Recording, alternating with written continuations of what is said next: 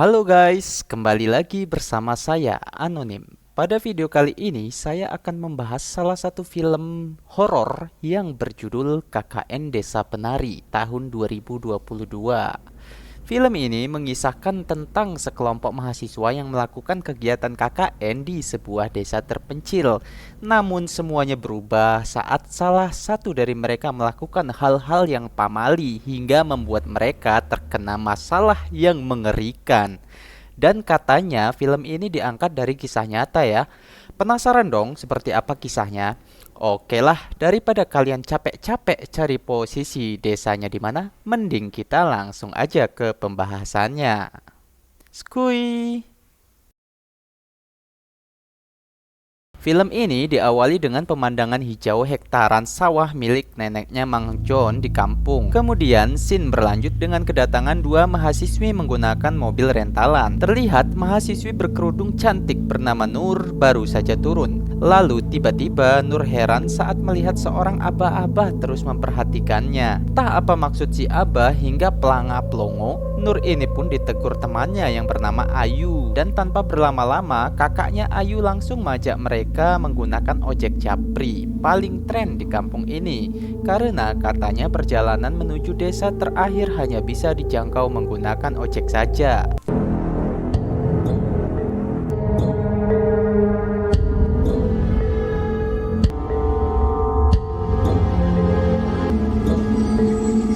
Singkat waktu, setelah berjam-jam ngojek sampai becek, mereka pun akhirnya tiba di desa terakhir yang nama tempatnya selalu disensor terlalu. Mereka pun langsung disambut seorang kepala desa bernama Pak Prabu. Namun tanpa banyak bicara, Pak Prabu langsung mengajak mereka berbicara di rumah saja.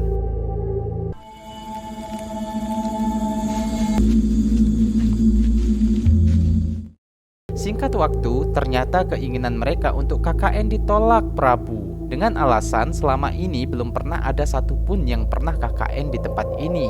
Akan tetapi, Ayu dan kakaknya terus membujuk Pak Prabu agar diizinkan. Lalu Ayu pun berkata, "Ayolah Pak, kami di sini datang jauh-jauh loh. Cuman pengen KKN mengabdikan diri pada masyarakat. Yang bener Ayu." Dan tanpa mengiyakan, Pak Prabu langsung mengajak mereka untuk mendatangi sebuah lokasi di pinggiran desa. Sesampainya di tempat tujuan, Pak Prabu langsung memperlihatkan sebuah empang yang katanya bekas digunakan para penari untuk mandi. Namun seiring berjalannya waktu, para penari sudah tidak eksis dan beralih fungsi menjadi MCK masyarakat. Namun sudah beberapa tahun ini airnya surut dan terbengkalai begitu saja.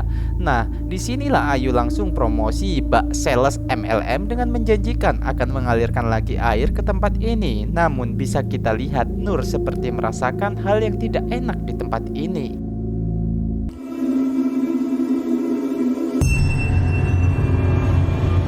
Sampai sini udah ngerasa serem belum nih guys? Oke lanjut. Singkat waktu, beberapa minggu kemudian akhirnya mereka pun diizinkan KKN dan rombongan Ayu pun OTW menuju desa tersebut.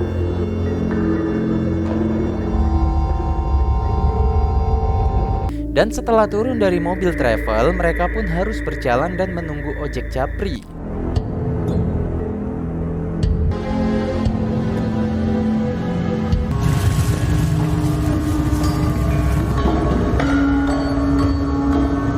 Namun di tengah perjalanan tiba-tiba Nur dan Widya mendengar suara gamelan yang entah berasal dari mana.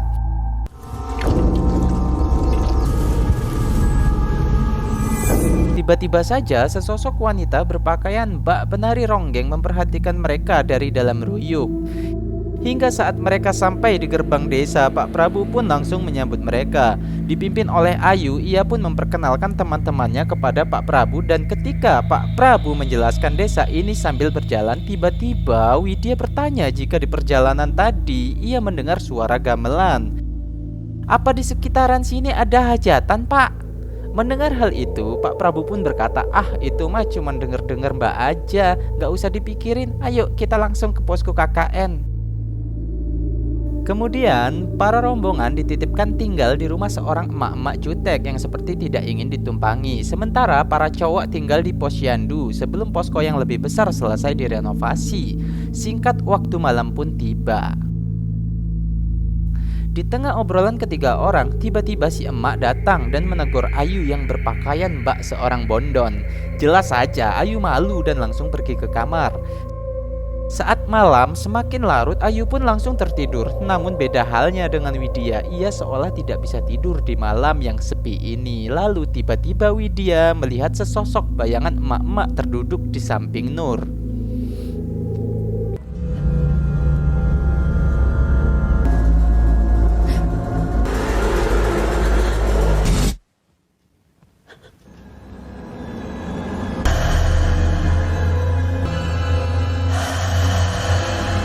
Ternyata sosok itu sedang mengusap-usap kepala Nur yang sedang tertidur bagaikan menyayanginya. Lalu film KKN Desa Penari pun baru dimulai.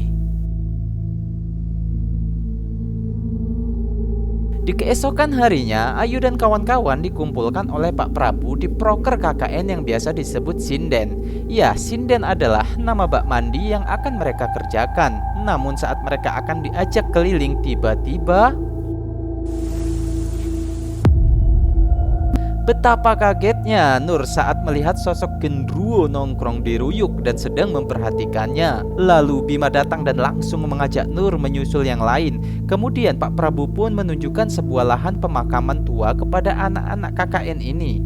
Melihat ada yang aneh, Bima pun bertanya kenapa kuburan-kuburan di sini ditutup kain hitam. Namun seolah menutupi sesuatu, Pak Prabu hanya bilang jika itu menandakan kuburannya belum berusia 10 tahun. Namun tiba-tiba Nur oleng seperti kecapean. Melihat hal itu, Bima pun mengajak Nur kembali ke posko, sementara yang lain melanjutkan keliling desa. Sesampainya di ladang, Pak Prabu menunjukkan sebuah tugu di mana tugu itu merupakan perbatasan antara desa dengan hutan.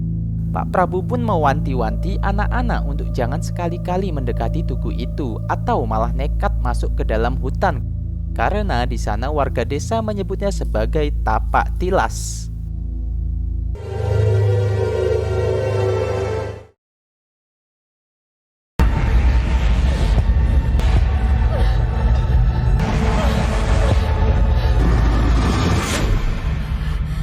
Ternyata Nur yang sehabis pingsan mengalami mimpi buruk diserang genderuwo.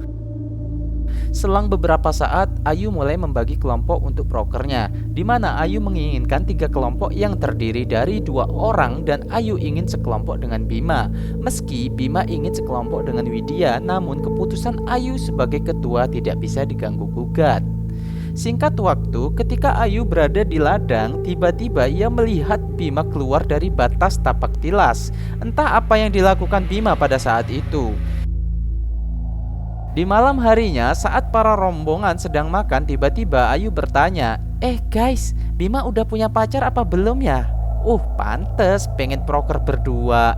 Di keesokan harinya, saat Nur dan Widya akan mandi, Widya pun heran karena selama tinggal di desa ini, ia tidak pernah melihat orang yang seumuran dengan mereka. Dan kebanyakan yang terlihat hanyalah bapak-bapak dan orang-orang tua saja. Namun, Nur menganggap jika mungkin anak-anak muda di sini sedang pergi merantau ke kota. Sesampainya di sinden, Widya seolah ketakutan dan meminta Nur untuk jangan lama-lama mandinya. Nggih, Wid. Dan saat memasuki, dia malah pelangap-longo dan memperhatikan sesajen yang disimpan di tempat itu. Kembali kepada Nur saat bersiap mandi.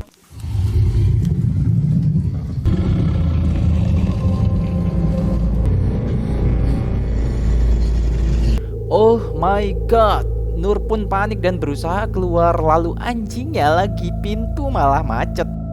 Namun anehnya lagi, Widya yang berada di luar tidak mendengar suara Nur dan malah mendengar suara sinden yang sedang bersenandung.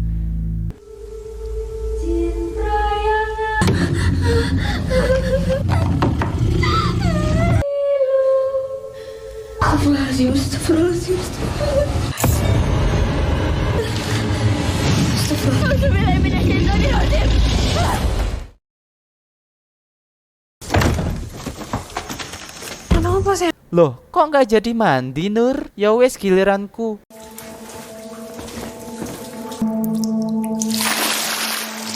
Namun saat Widya mandi, tiba-tiba Nur mendengar suara senandung sinden. Dirasa ada yang nggak beres, Nur pun mengeceknya.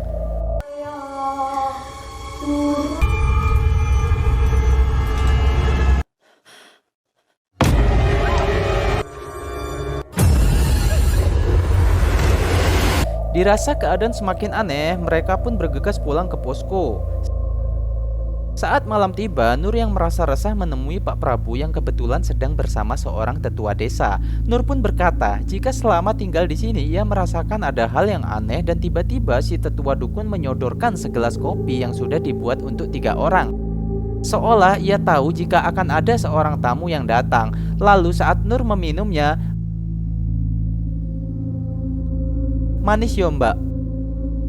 Singkat waktu, Simbah pun memulai sebuah ritual di kawasan sinden. Kemudian Simbah berkata jika apa yang Nur lihat adalah makhluk yang menguasai tempat ini, di mana makhluk itu seolah marah dengan apa yang Nur bawa ke desa ini.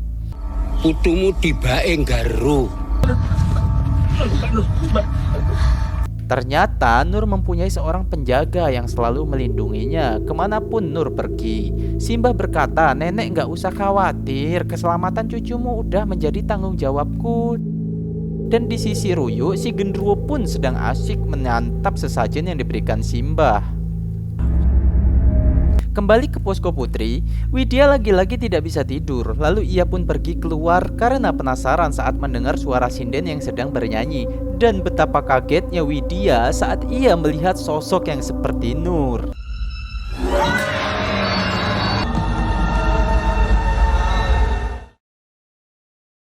Di posko pria, Wahyu pun heran saat melihat Bima pelanga-pelongo seperti melihat sesuatu.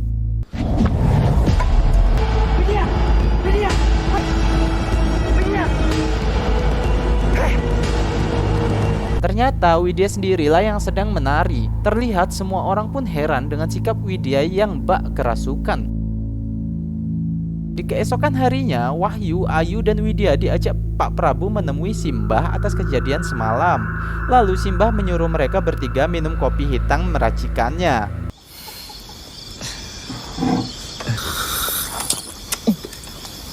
Saat Ayu dan Wahyu minum kopi hitam itu jelas terasa pahit. Namun saat Widya meminum kopi itu, ia rasakan justru manis dan malah menghabiskannya.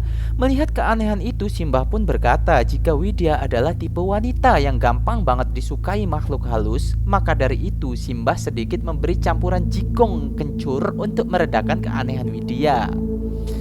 Di sisi lain, Nur yang sedang bersama Anton terlihat berbicara serius mengenai Bima karena setiap malam Anton sering mendengar suara desahan Bima dan seorang wanita di dalam kamar.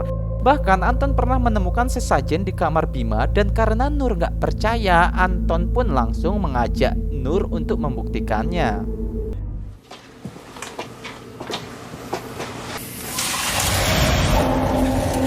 Dan kali ini Nur pun percaya dengan ucapan Anton, namun tanpa mereka sadari ada foto Widya di bawah sesajen itu.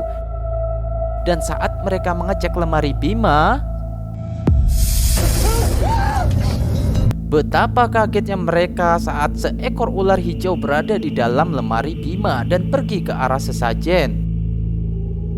Singkat cerita, posko yang sudah direnovasi pun akhirnya sudah bisa ditempati dan mereka pun akhirnya bisa satu atap, namun dengan kamar yang dipisah. Ya iyalah. Lantas tak henti-hentinya Pak Prabu mengingatkan mereka untuk selalu menjaga sikap saat berada di desa ini. Saat malam semakin larut, Widya yang sedang mengerjakan tugas tiba-tiba mendengar suara desahan dari kamar Bima.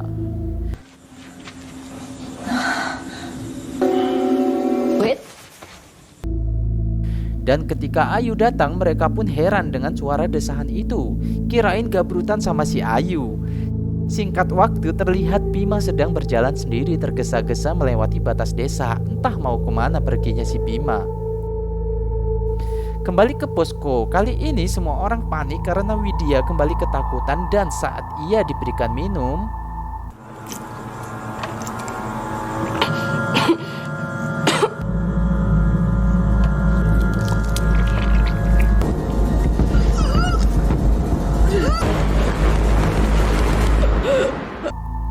sontak semua orang pun mengira jika Widya sudah diguna-guna. Di keesokan harinya, Nur yang akan tugas tiba-tiba mendengar suara Ayu dan Bima sedang cekcok. Dari percakapannya, Bima sedang marah karena Ayu sudah menghilangkan benda yang harusnya diberikan kepada Widya. Entah benda apa yang sedang mereka bahas. Dan di sore harinya, Ayu dan Nur dipanggil Pak Prabu yang menginginkan mereka untuk menyudahi saja KKN di desa ini. Karena ia khawatir semakin banyak hal aneh yang terjadi. Namun jelas saja Ayu menolaknya. Namun beda halnya dengan Nur yang seolah mengerti dengan maksud Pak Prabu. Sepulangnya dari rumah Pak Prabu, Nur menyampaikan itu kepada Anton dan Wahyu tentang apa yang Pak Prabu inginkan. Tapi jelas saja mereka serba salah karena hal itu tidak akan diterima oleh kampus. Hingga saat Bima datang dengan gelagat aneh, Nur masih ragu untuk membahas sesajen yang ada di kamar Bima. Di keesokan harinya, Nur yang tidak menemukan Bima dan Ayu di ladang mulai curiga jika mereka mojok di area hutan tapak tilas, hingga Nur akhirnya memberanikan diri untuk melintasi kawasan terlarang itu. Dan di sisi lain terlihat seorang wanita sedang merosot ke celana dengan Bima yang sudah siap diulek, dan ternyata itu adalah Ayu yang sudah bersiap menghajar lelaki idamannya. Di dalam kolam keramat mereka pun akhirnya melakukan hal nista dan tercela akan ketahuan.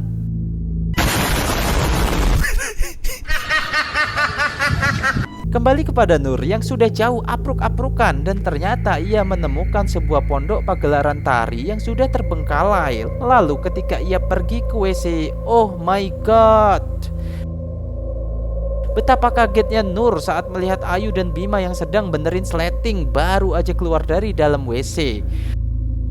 Di sisi lain terlihat Widya dan Wahyu baru saja pulang beli perbekalan dari pasar yang jaraknya sangat jauh. Alhasil mereka pun kemagriban di jalan. Lalu di tengah jalan Wahyu berkata, "Wit, kebayang nggak kalau tiba-tiba motor mogok mana jauh dari bengkel?" Dan benar saja, perkataan Wahyu pun dikabulkan. Mereka pun bingung, mana lagi di tengah hutan.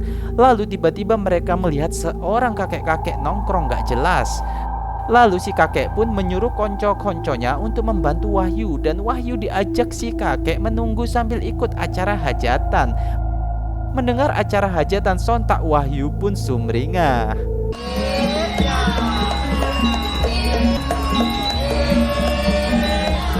Meski sulit percaya, tapi mereka menemukan acara hajatan. Kemudian mereka pun dipersilakan untuk menikmati jamuan yang sudah disediakan.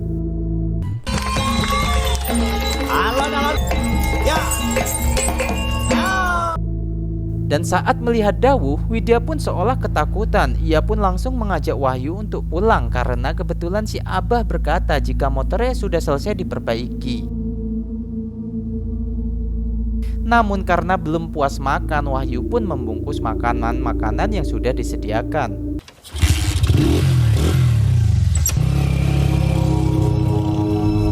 Kembali kepada Nur yang sedang memarahi kelakuan bejat Ayu dan Bima setelah kepergok mojok di WC. Meskipun Ayu menyesal, tapi katanya enak. Lalu beberapa saat kemudian Wahyu pun datang menghampiri mereka yang sedang diem-diem aja.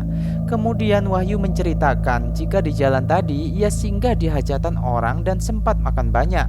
Namun semua orang pun heran karena desa ini merupakan desa satu-satunya. Lalu untuk membuktikan ucapannya, Wahyu membuka bungkusan makanan yang ia bawa dari hajatan.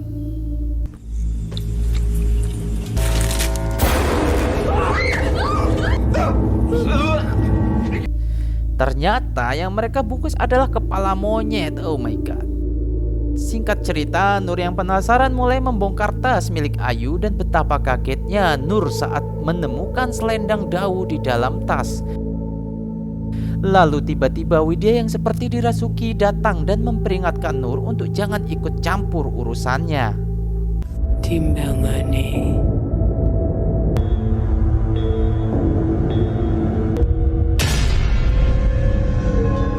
Namun saat melihat nenek penjaga Nur, Widya yang dirasuki pun langsung pergi.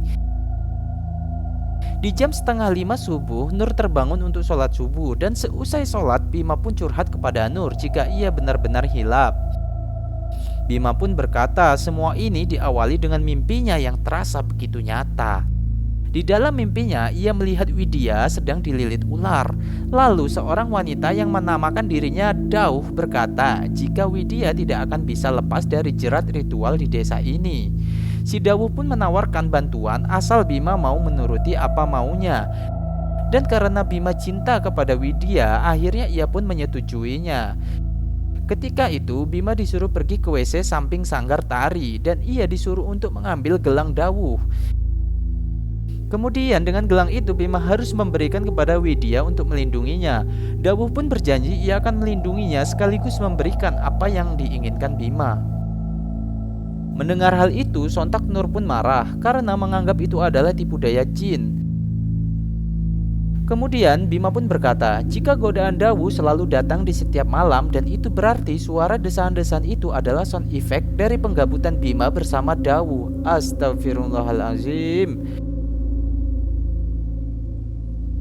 Di keesokan harinya, Nur yang penasaran mulai gak karuan sehingga ia pun menemukan gelang Ayu disimpan oleh Ayu di tas. Lantas, Nur pun segera mengamankan benda-benda terkutuk itu dengan cara dibalut bersama kitab suci. Singkat waktu, Nur pun langsung melabrak Ayu di kawasan sinden.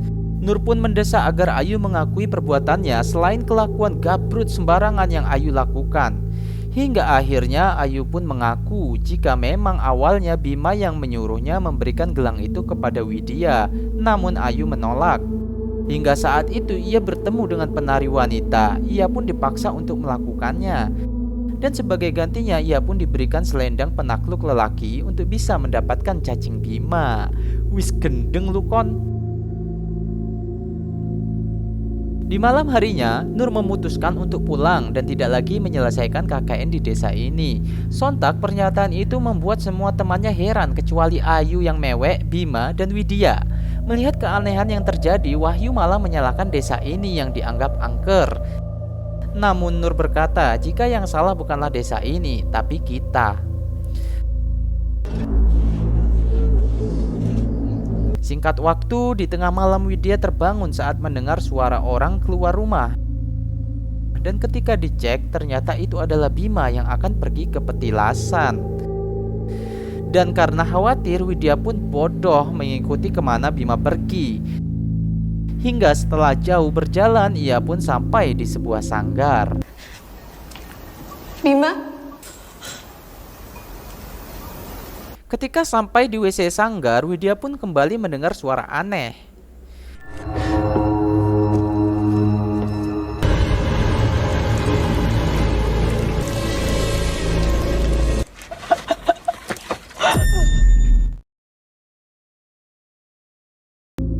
Singkat waktu, kini Widya sedang dijadikan bahan tontonan bagi warga gaib.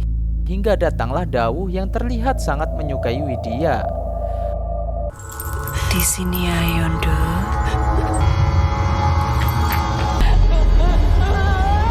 Oh my god, kini Widya sedang ditahan Dawuh untuk menemaninya di sanggar tari. Kembali kepada Nur yang heran karena Widya hilang dan saat ia membangunkan Ayu,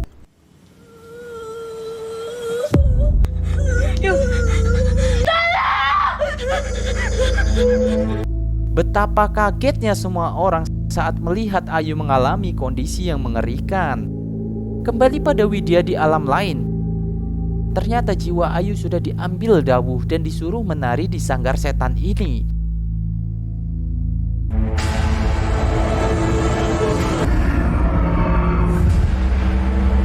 Di sisi lain, melihat raga Ayu yang kian mengerikan, Pak Prabu pun bingung harus berbuat apa. Lalu Nur pun memberikan 2 benda jin itu kepada Pak Prabu dan menjelaskan semuanya. Aduh. Semua perkataan jin. Goblok Nur. Kok baru cerita sih Nur? Kemudian Pak Prabu pun menyuruh mereka untuk memanggil Simbah dan memulai pencarian.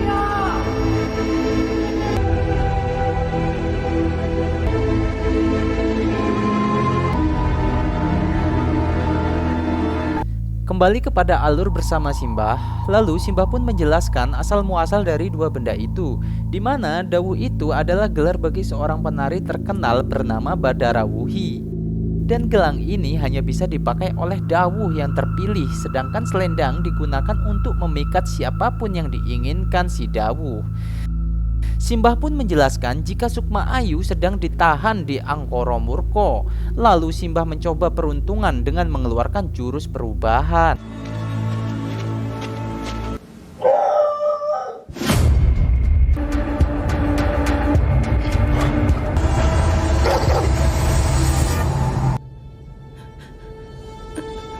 Akhirnya Simbah menemukan Widya dan berusaha menjemputnya.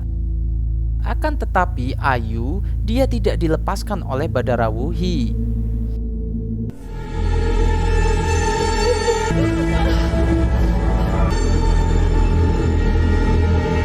Kembali ke posko, akhirnya warga menemukan Raga Bima terbujur kaku, sama halnya dengan Ayu.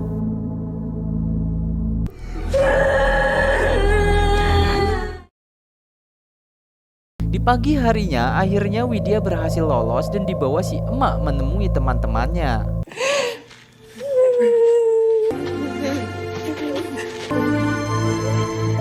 Kemudian Widya menjelaskan jika ia melihat Bima dikelilingi ular, sedangkan Ayu ditawan Badara Wuhi untuk menarik di dalam sanggar.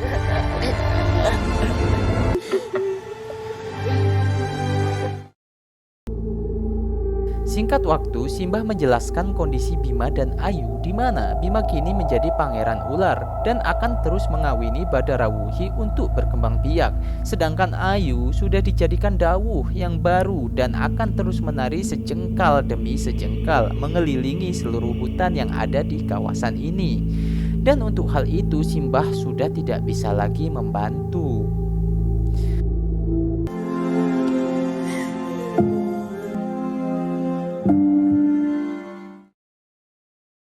Singkat cerita, saat Nur dan teman-temannya yang tersisa akan pulang, Pak Prabu menjelaskan jika dulu saat desa ini masih dilanda kesesatan, warga sering menumbalkan gadis-gadis dan pemuda-pemuda untuk persembahan dan kuburan mereka ditutupi kain hitam.